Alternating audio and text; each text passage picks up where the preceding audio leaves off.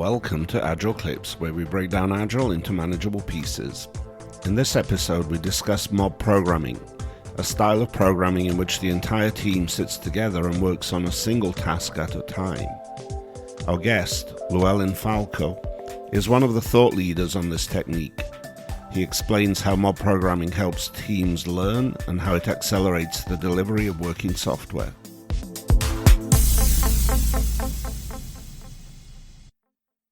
Hi, Llewellyn. Thanks for joining us today. Hello. So for our audience, Llewellyn is a very modest but very well-known person in the Agile space and the developer of some interesting techniques. And we would really like to ask you to introduce yourself. My name is Llewellyn Falco. It's Lou plus Ellen squashed together. It's a very Welsh name, lots of L's. And I'm an Agile technical coach. And what that means is, like, a lot of Agile coaches work with management, work with the Scrum and meetings and how the team works together. That's not really what I do at all. It's an important thing, but it's just a different thing from what I'm doing. What I'm doing is I'm sitting with the programmers and we're programming together and we're learning to program better together. And this comes from a few things that I created. One is a style of pair programming called Strong Style. And from Strong Style, with Woody Zuhl, we created something that became mob programming. Woody sort of discovered that this mechanism that we used worked at a production level instead of just for learning. When me and Woody were doing it, we were just doing it for the purposes of learning, and we realized there's a lot more to it. So mob programming sort of facilitates a lot of that. And then unrelated to the technical coaching, but I co-founded something called Teaching Kids Programming. There's a charity that creates free and open source courseware for teaching kids to program, usually ages 10 and up. And then I also am the creator of an open source project called Approval Test, which deals with, it's a verification library, but it makes it easier to do unit testing. And so this background of sort of teaching and learning and technical sort of all comes together and works really well for technical coaching, which a lot of teams, it's hard for them to do things in an agile manner because it's just hard for them to do things, period, because their code is really sort of got them boxed in a bit of a corner. So since you were mentioning about mobbing, can you please give us an idea as to what is the thought process behind mobbing and what are the big the focus of getting the benefits out of all that mobbing? So, I mean, first of all, just in terms of what it is, mob programming is literally 4 to 6 to 8. It's usually the entire team of programmers sitting at a single computer and programming together on that single computer. And when we're programming like this, we're rotating very, very quickly. Usually every 2 to 4 minutes, someone new is at the computer. And the person at the computer isn't doing the work while everyone else watches. It's everyone else is telling the person at the computer what they want them to type. So it's really the team thinking together and working together. And originally, we did this because Woody was a banjo player. And he used to talk a lot about, how at music festivals, afterwards around the campfire, the musicians would get together and they would play music together. But at programming festivals or conferences, we never did that. We just got together and we talked about programming, but we never actually did programming together. Mm-hmm. And so when I discovered this way of working together with the dojo, I brought it back to Woody, and then I applied Strong Style. And the difference of Strong Style pairing and regular pairing is the person who has the idea in Strong Style gives up the keyboard and tells the other person. Where in traditional pairing, the person who has the idea takes the keyboard, and then you sort of have to watch what they're doing and try to reverse engineer. That's a very difficult way of communicating. And so we would get together and we would do this for the purposes of learning. And then a lot of everything else that came out of mobbing was not intentional. It was much more discovery and usually surprising discovery. I've often dated technical people, and very often one of the things that's very frustrating to them is, they'll come home and just like any relationship, you talk about your day, and they'll talk about things that they're having trouble with at work. Yeah. And very often my response is just, well, if you were mobbing, you wouldn't have these problems, right? So they're like, how do you deal with merging and branching issues? And I'm like, yeah, if you're mobbing, you don't have that problem, right? Because if everybody's working on the same thing, like so often, one of the really important parts about Agile is limit your work in progress. Right. Like do one thing at a time. Yeah. Yeah. Mobbing does that as a side effect, right? Like, because if the whole team is working on one thing, you can only ever work on one thing at a time. Yeah, one thing that I've noticed when somebody's trying to explain what the problem is, automatically they realize where the problem was. Yes. You don't even have to solve it for them. They No. realize it's, oh, that's what I was doing wrong. So I'm like, just simply explaining it to the others, the problem gets realized. So But yeah, I think see the power of mobbing coming that way. Well, and think about how long it takes before, like, how long do you have to struggle? Especially, programmers take so much of their identity in being able to know the answers. Like, we are the problem solvers. Yeah. And so think about how long we have to struggle before we go and ask for help. Yeah. And Yeah. then as we describe the problem, we get the answer. Like that waiting to ask for help, that's just waste. And in the mob, it occurs all the time. We're not getting stuck because we are constantly helping everybody out, right? And so much of programming is getting stuck. And in fact, the average number of lines of code written by a programmer a day is 10. 10 lines of code. That is not very many. I'd actually heard someone say that about 90% of the time is spent thinking about the problem and how to solve it, and 10% coding. Sounds like it might be even less than that. I think so. Although also keep in mind that a lot of times we code things that we then have to delete or undo, or when the bug report comes back, then we have to undo. Yeah, well, I think the main problem under that circumstance or usual circumstances is that you are making some assumptions and then running with it. And then by the time you reach the end of it, then you realize, oh, the basic assumption was wrong or something like that. And then you have to rehash the whole thing. Well, and so often, so here's a story from, so I'm out at a company in Miami, and we would mob, and we had this wonderful little team room. And so the team that was mobbing, the developers, they were just always having fun. One of the things we don't talk about too much is like the importance of fun at work. Yeah. But mobbing is joyful.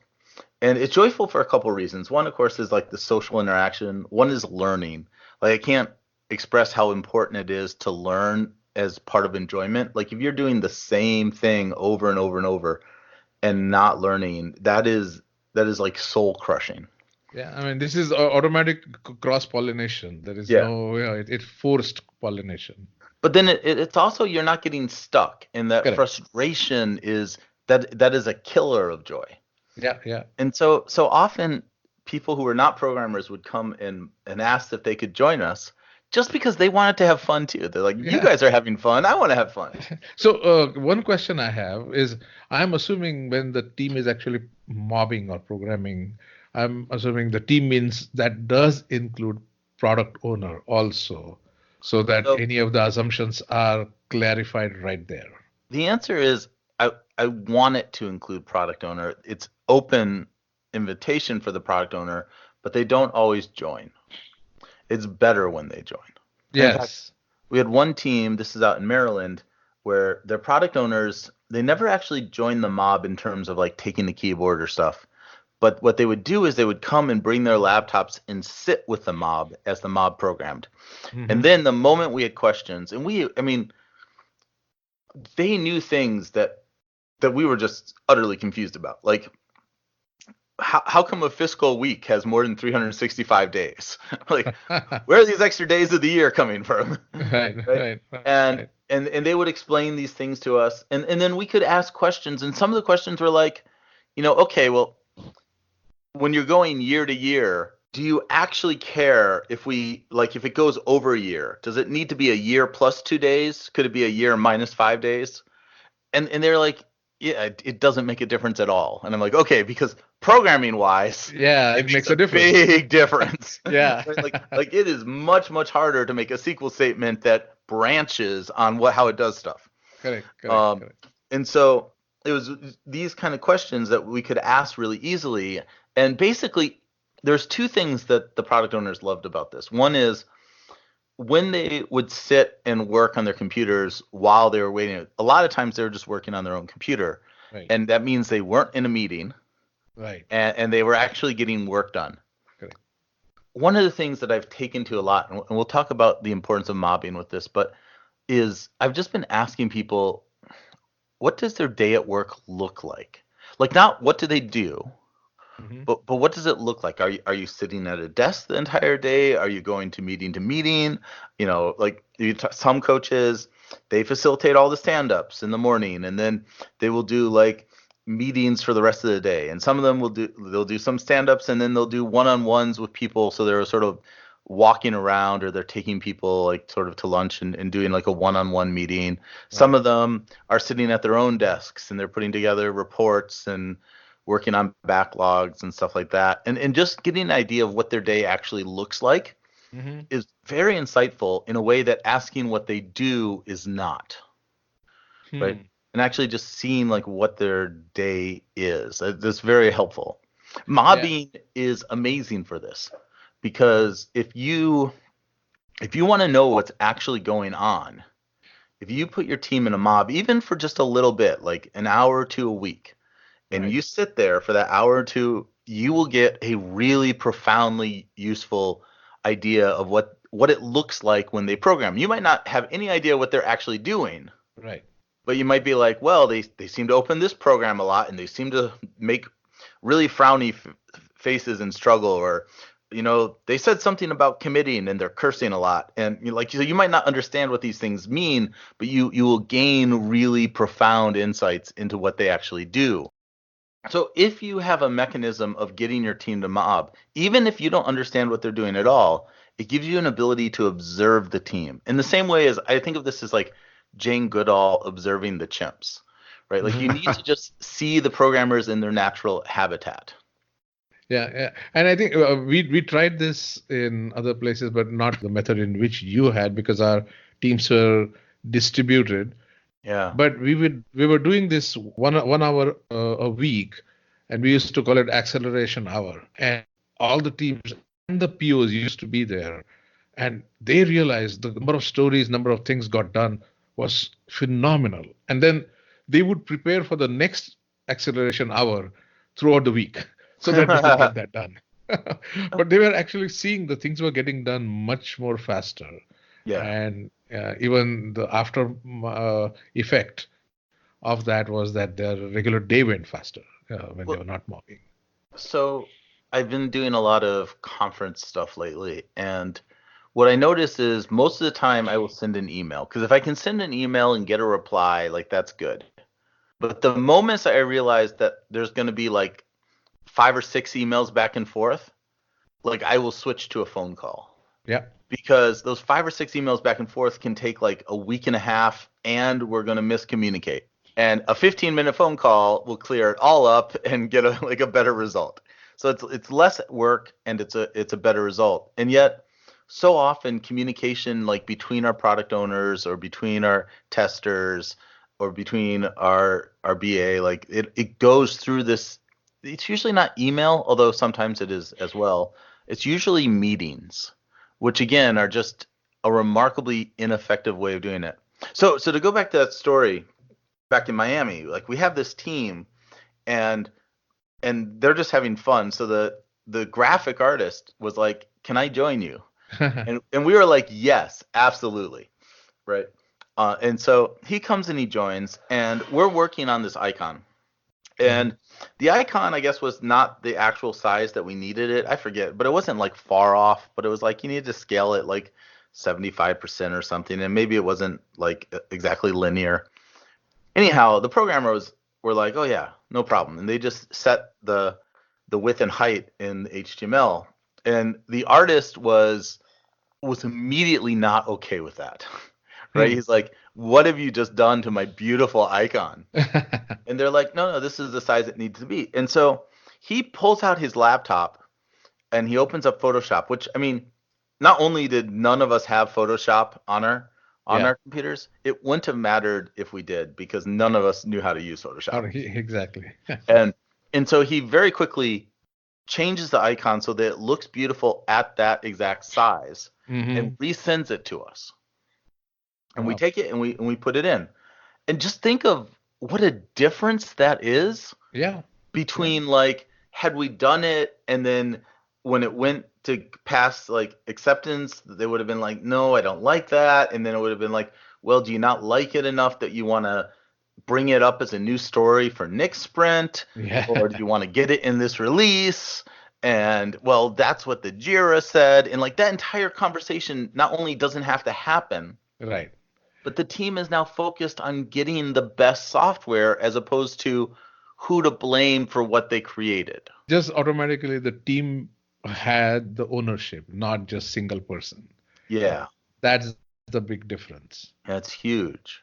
Yeah, that's and So- then everyone knows they have each other's back. Yeah. So these are all very compelling stories, and I'm a total believer, but I'm sure you're asked often, but how can all these people working together be more effective than working in parallel on things? I am asked that a lot. I'm And sure. Is I there want to any... answer it. But before we even get to that, there's a bigger issue that I think, because before you're worried about your team being effective, I mean, so many people, like, well, the question I get a lot from coaches who are less technical, right? Not non-technical, but maybe they haven't programmed in many, many years, or maybe they've never programmed, is they're just terrified to even get the team to mob. Right. And the thing is, facilitating a mob has nothing to do with programming. Correct. And it has to do with facilitation skills. And once you can get your team to do that, even if it's just an hour or two a week, you now can observe the mob in a way that you will never get information from a stand-up, in a way that you will never get from a meeting. And so if you want to be able to figure out like what are the actual problems in a team and how do I fix them, don't worry about the efficiency at all, because even if the efficiency of a mob was close to zero, it's still higher than the amount of work that gets done in a meeting, which is actually zero. Right? And so I had a friend who got her team. She was a less technical coach, and she got her team to mob, and she was terrified to do it in the beginning, right? But we sort of like worked through it. There's a guidebook you can grab online for free that sort of shows you the mechanics of it, and she got her team to work, and she had a team member on there that she knew something was wrong, because during the stand-ups she would often say, I'm still working on what I was working on yesterday, which doesn't really tell you what the struggle was of yesterday. Yeah. But she didn't know how to help this team member. She didn't know how to nudge them or fix them, or even really what the problem is. And as soon as she got to see him in the environment, she got to see like what that team member was struggling with, and she didn't know how to fix those problems. But she knew that Tom didn't have those problems, and she was able to like connect them so they could fix their own problems. Right. And she could see, okay, now that particular problem has gone away, but we still have this other problem, right? And maybe we need Jane to help out on that problem. And you just get this ability to see into what your team is doing in a way that you don't get through meetings, that you don't get through Trello boards, that you don't get through status reports. And so if you don't have a mechanism to see the behaviors of your team and modify the behaviors of your team, Right. before we even get to the efficiency part, start with that, because that information is invaluable. And I mean, you can imagine like a golfing coach or like a figure skating coach or a dancing coach. They're not the best figure skaters. They're not the best golfers, right? But it's impossible to imagine them ever not seeing the people they're coaching doing the thing that they're coaching them on. Right, Right? Like you would never be a dancing coach and never see the person you're coaching dance. Like that is crazy. You've got to see them in their natural environment. And then even if you don't really understand how to do it yourself, you can still point out and like I think we all do this when we like watch sports on TV, right? Yeah. You're like, oh man, what the hell are they doing? and you don't. Okay, yeah, you can't do it, but it's easy to observe and see this is something we need to work on. Right. Yeah. Yeah. And so before you even worry about being productive or efficient with mobbing, start with just, am I getting insights and visibility into the day-to-day workings of my team, how they are actually working in the code? And if you don't have that visibility, start there. Yeah. And you know, usually when they ask me about this WIP limits and stuff like that, I say, well, if you have at least 2 or 3 stories completed, that's better than 10 stories being worked on and nothing get completed. yes. So the mobbing and it also, if you think about it from the tester's point of view, like one of the first things that happened in Miami when I brought mobbing is their burn down chart started to look like an actual burn down chart. Most burn down charts look like a cliff. Like you have 5 team members and they're working on 5 stories for 2 weeks, and then on the Thursday or Friday of the second week, they all close. Yeah. And it goes from like whoosh whoosh. And so they brought me, like they called a meeting, and to me, every time a meeting is called, it's a signal that I'm done something wrong, and not necessarily something bad, right? Because very often the meetings are called because I'm trying to do something good, but that I'm doing something too quickly. Mm-hmm. And it, as a coach, you want your behavior to exist when you leave, right? Like I have a very firm belief that nothing I do when I'm with a client matters. That my only measure to my effectiveness is what occurs after I leave. Correct.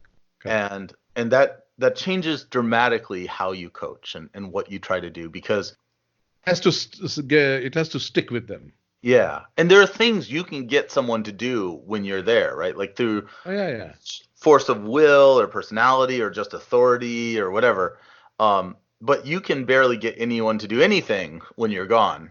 Right. So you really have to pay a lot more attention to what are they naturally doing? What do they want to do? How can you change a behavior that will stick? Which is usually not introducing a new behavior, but taking existing behavior and modify it slightly.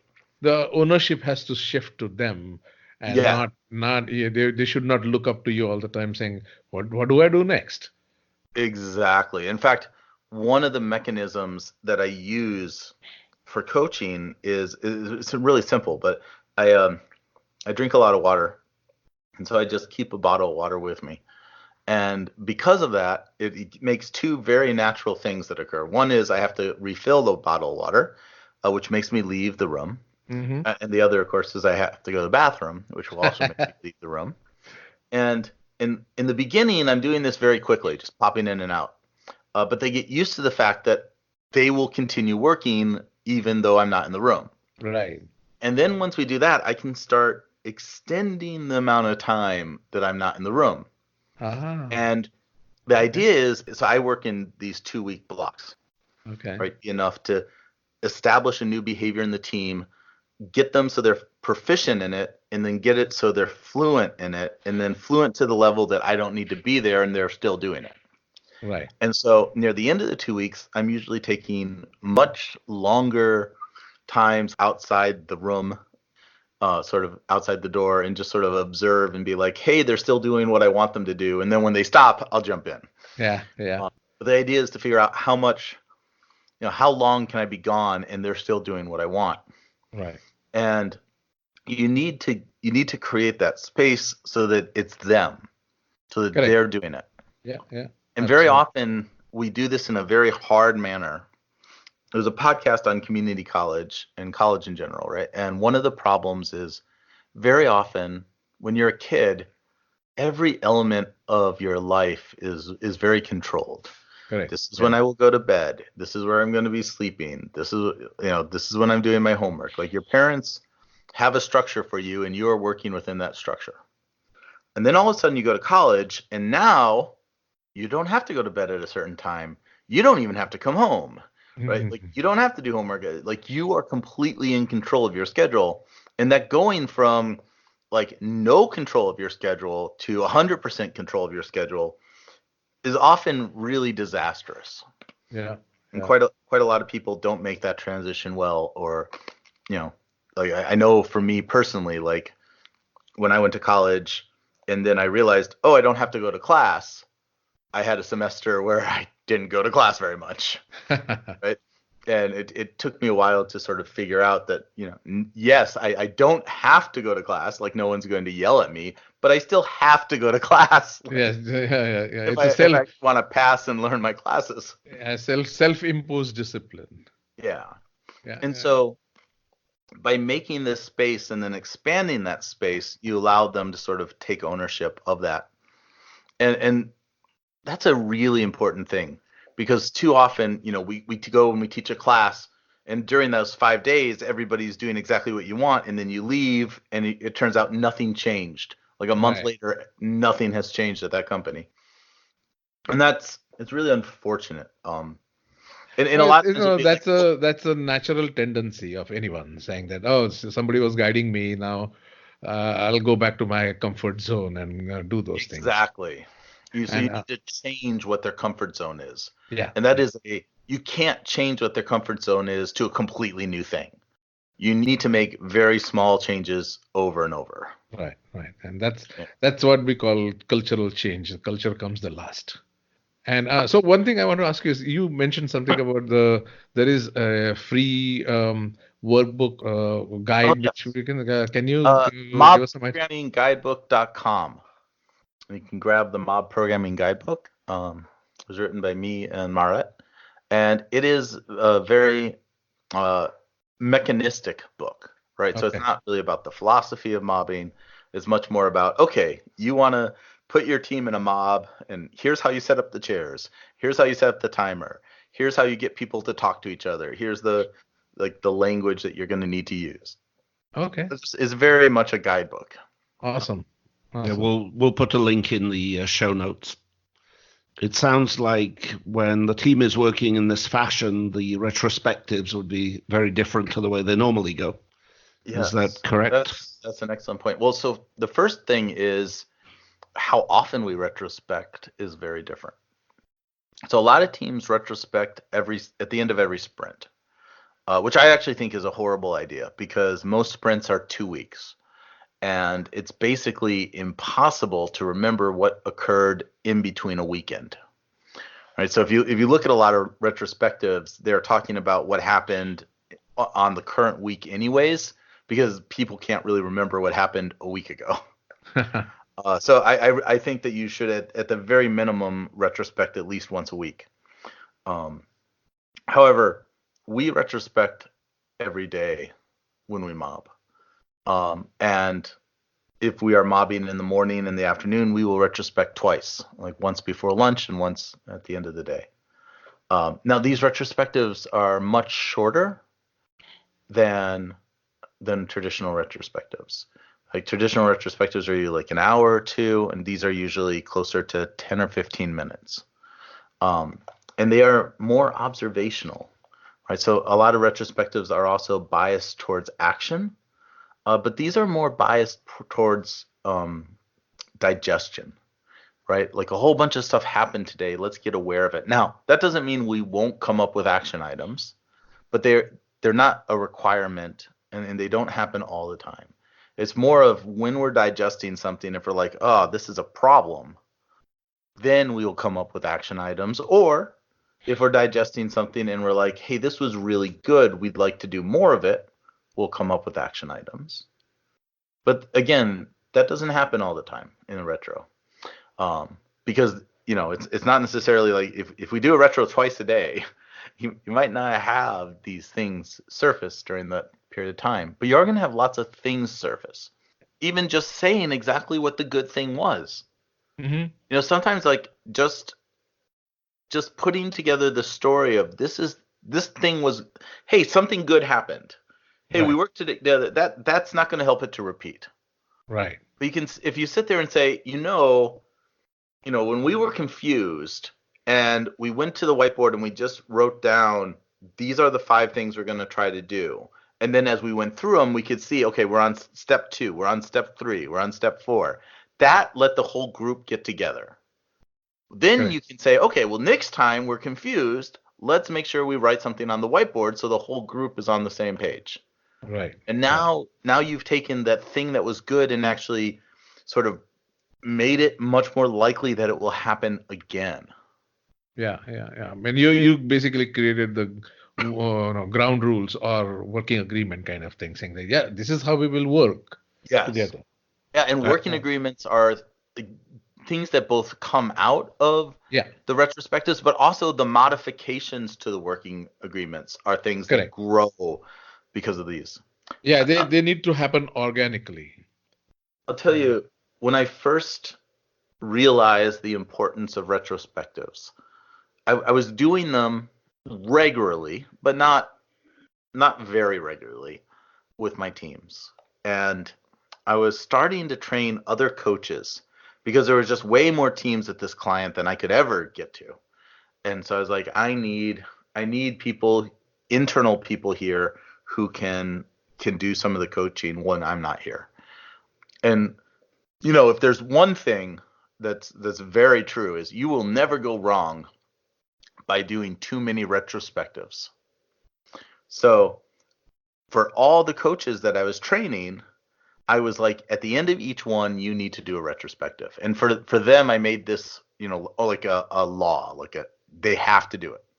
Mm-hmm. For myself, I was always thinking, I'm really good at showing new ideas and getting the teams to understand them in the moment. And so like I'm a skilled enough facilitator that I don't really need the retros as much, so I can skip them from time to time. And then these brand new coaches that I were teaching, they started doing better with their teams than I was. And I was like, damn, maybe I'm not as good of a gifted facilitator as I thought I was. Maybe we just need to do the retros. Yeah. And that was the part where it really changed my philosophy. And then another change of that came from a retro on a team I was working with so this was a team out in Maryland, and they actually got to a point, they were doing mobbing, 5 to 6 hours a day. Wow. And went from, they were ETL in SQL, right? So they're doing like data ingestion and cleanup all in SQL. And they went from no tests to tests to, at the end of maybe 6 to 7 months, they were doing test-driven development in SQL, Wow. which is almost unheard of. And they had a really wonderfully emotionally intelligent person on their team who was actually their tester. And they came up with a saying in their retros, which was, it's okay not to be done. And, that was a really valuable saying, because so often, you're getting close to lunch and you're like, oh, we should do a retro, but we're almost done with this project. We're almost done with this feature. And because of that, the retro wouldn't get done. Yeah. And just having that saying of it's okay not to be done gave them permission to say, even though we're not done, it's important that we do our retro and digest. Having the team come to the realization that they should do retro at least once, if not more. That's a huge mindset change. But Another thing I see with the retros Uh-huh. is, so if you have a team of like 5 people and you ask for observations, you should at least get 5 observations, right? But if you have an observant team, you should get, 15, 20 observations. Like everyone should be seeing 3 or 4 things that occurred in the last 2 to 4 hours. Wow. Mm-hmm. Sometimes I wouldn't get that. And there's 2 ways this would happen. One is, like, I remember I had a team of 12 people, and I would get barely 12 observations. And so you can practice that. And one of the ways you can practice it, of course, is just literally doing the retros themselves. A lot of times, as the teams have done retros for over the course of weeks and weeks, they will actually start writing their observations as they're doing the actual mobbing, right? So they'll collect a lot of the, hey, I noticed this happened in the course of just regular mobbing. And so when we stop, they already sort of have 3 or 4 sitting with them that have occurred over the last few hours. The other way is there's a particular exercise called visual thinking strategies. And this actually comes from the art world. Mm-hmm. And it is a way of appreciating art. And there's a lot of really interesting research around it. They actually use it to train spies now. But basically, you look at a piece of art, and then people tell you things about the art. And so let's say we're looking at the Mona Lisa. I think everybody knows what that picture looks like. And they might say something like, she's happy. And so that's an inference. So you would then say, what evidence do you see that tells you that she's happy? And they might say, well, she's smiling, right? Or they might say something like, she's smiling. In which case you'll be like, okay, well, what do you infer from that? In which case they might be like, she knows something you don't know, or she's happy, or, she's thinking something internally, or she just heard a funny joke. Like, it doesn't matter what it is, and it doesn't necessarily have to be right. In fact, it very often isn't right. But just that process of saying what you see, and then your inferences, or saying what you're inferring, and then what is the evidence for it, it helps you to actually see more things.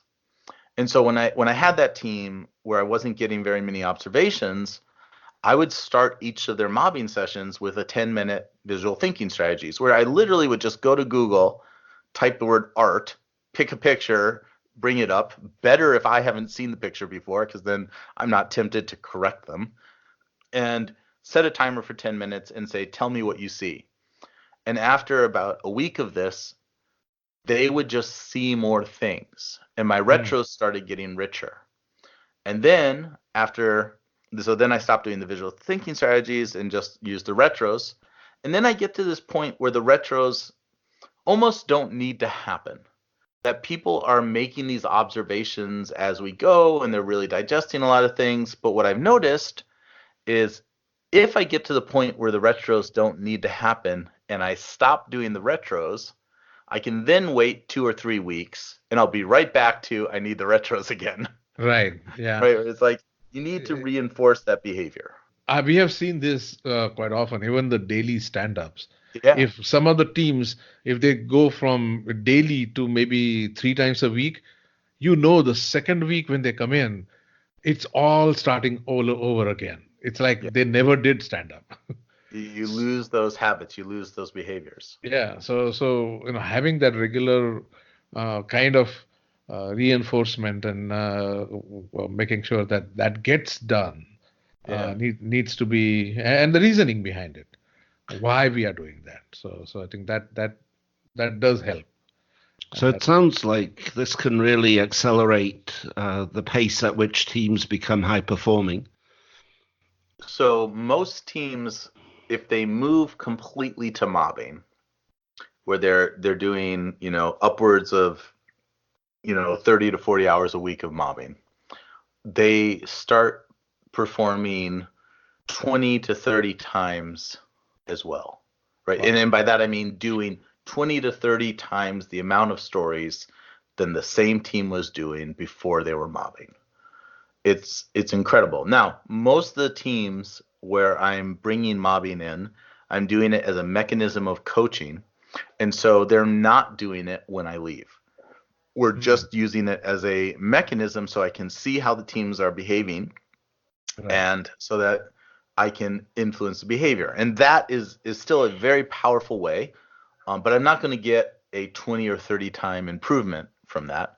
I'm going to get closer to like, a 2 or 3 time improvement. It's specific behaviors, specific blockers in the team that are occurring that we can get rid of. But I think what it tells them is that what is their true capacity. Now, whether they can do or they cannot, I mean, that's another aspect that they need to realize. But whenever So they the say, what's our interesting thing about that is once you start doing this, you'll notice the team doesn't seem like it's moving all that fast. Like it doesn't look like they're super busy. What it looks like is almost like they're a little bit lazy, right? Like I'll give you a couple examples of this. One is while we're doing this, like I put out a tweet, it went to 3,000 people, right? Like that's not me being hyper like productive. Like, but if I wanted to send something out to 3,000 people, say like 20 years ago, it would be mailing and envelopes and stamps. And we're talking about like a week's worth of work to get even a small amount of information out to 3,000 people. right? And very often the teams look like that, right? That something that used to be weeks and weeks and weeks is now like pushing a button. Mm-hmm. So it doesn't look like they're moving super fast. They're Right. just being super productive. And a good example of this is, the lady is a database expert, Lynn Langett, was working at Hunter, which is the place where the first mob occurred. And in the morning, she was like, "Hey, I'm ready to do the reports. I've done my research. I'm ready to start building the reporting system." And I was like, "Hey, you should go and do it with the mob." And she's like, I don't know." And I was like, "Come on, Woody. Woody's super nice. Like, you should go do that." And she's like, "Well, I'll think about it." Now, you probably know that when someone tells you, "I'll think about it," That that's means a no. polite way of saying no. Exactly. Yeah. And so I was teaching a class, and so at lunchtime I gave her a call to check in with her, and I'm like, "So, how'd the mobbing go?" Because I know she's going to say no, but this will give me my chance to encourage her to do it again. Mm-hmm. And she says, "It's in production right now. The VP is watching the manufacturing data on his iPhone." And I was like, "That's Wow. awesome." So how did you go from 0 to VP watching it on their iPhone in a morning? And the first answer was, well, so she's like, "Well, I'm going to need an app, and we have to set up the source control, and we have to set up," and they're like, "Oh, we've done that a lot of times. It's automated." And so boom, boom, and now they have an empty project set up. And she was like, "Okay." And she's like, "Well, now I need this piece of data." And the DBA is there. And they're like, "Oh, well, I know where to get that. That's right here." She's like, "And I need to wire it up to this piece of the front end." But their front end engineers are right there. And they're like, "Oh, yeah, we have that. Just copy this template." And so all of the extra pieces of the work that would have waited. Yeah, would have waited, or you would have had to rediscover, or they were trivial. Yeah. Right? They should have been trivial. You should have just had to focus on this one thing. Right. And they could. Yeah. Yeah. And so very often in programming, very simple things are extremely difficult to do. Yeah. I mean, this is like a work in progress limit personified. Yeah. It's a very accelerated WIP limit. Yeah. And it's, so many companies, they have the same piece of logic implemented 7 different ways in 7 different pieces of the code base. Yeah, yeah. And that is a very inefficient way of doing it. And if you do it in a mob, what you usually have is the same, or that one piece of logic in one function being called from 7 different places. Right. And so the first time you write it, it takes about as much time in the mob as it would if you were just writing it individually. But Correct. the second time you write it, it still takes about the same amount of time, except for instead of ending up with 2 different things, you end up with a utility class or utility function or some sort of encapsulation that's being called in 2 places. And then the third time, instead of taking, 5 or 6 hours or 1 or 2 days, it takes about 30 seconds, Yep. right? Which is an order of magnitude of several thousand times faster. Right. Right. And then the fourth time and the fifth time and the sixth time and the seventh time, and then all of a sudden you're infinitely more productive because this thing that should have been easy actually was. Yeah. And I think the other thing that it automatically enforces is keep the team together, let the work flow to it, because now the team knows how to work together. Yes. They know who has the skill sets, who has their strengths, weaknesses, blah blah blah. But teams works as a unit. As a team. And so your optimizations are not local optimizations, they're Exactly. team optimizations. Yeah, exactly.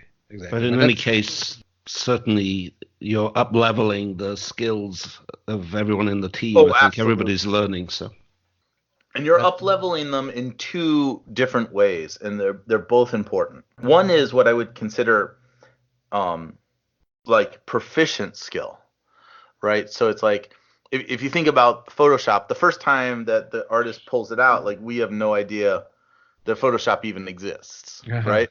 But after like a week of that, now we actually know where Photoshop is and we can open it, even though we still can't really do anything with it. So we haven't gained proficiency yet, but we've gained awareness. Right. And then over time, we'll also gain proficiency. But let's say that he's gone. There'll be some things that we have low proficiency that we can do. Mm-hmm. And then we have other things that we can bring it up, and then we can go get someone who's proficient in Photoshop and bring them in and say, okay, help us do this particular thing. We can show you, where you need to go, but we can't actually do the thing. Do it. Yeah. Right. Yeah. And that might be with the database, right? So like you might need, you might have another DBA sort of pitching for you. There might be another DBA from within the company, or it might be, like a consultant, or it could even be a new hire. Right. Where like they're bringing that expertise.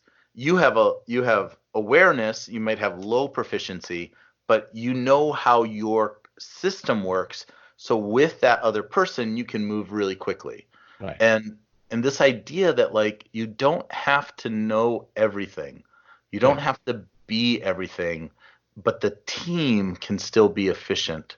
That is massively undervalued.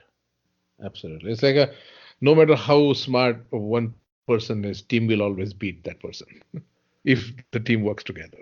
Absolutely. And that's the one thing that we're seeing.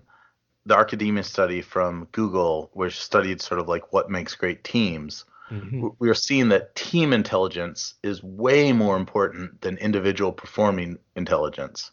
Absolutely. And so this is an excellent mechanism to help us have better team intelligence. That's a great term, team intelligence. I'll use that more often. Okay, I think we had an awesome discussion. We really appreciate your insights.